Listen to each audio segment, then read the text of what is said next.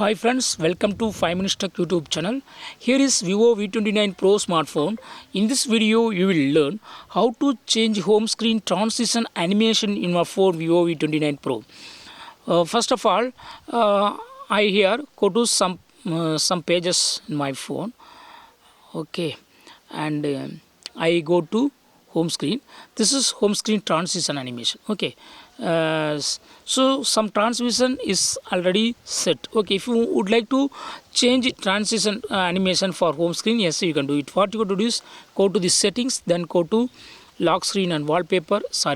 Go to dynamic effects and go to home screen transition animation, and by default it is set to medium. Okay, then other option can also be set.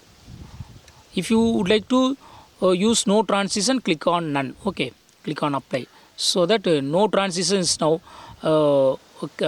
no transition is available for home screen. That is, you are moving from another screen to home screen, that transition will be visible. Now, as of now, I have turned off home screen transition. I got because I got chosen none. Okay, again I go to the settings to use it other transition. Go to settings, then go to dynamic effects and click on home screen transition animation, and I select fourth one, click on apply and see the changes.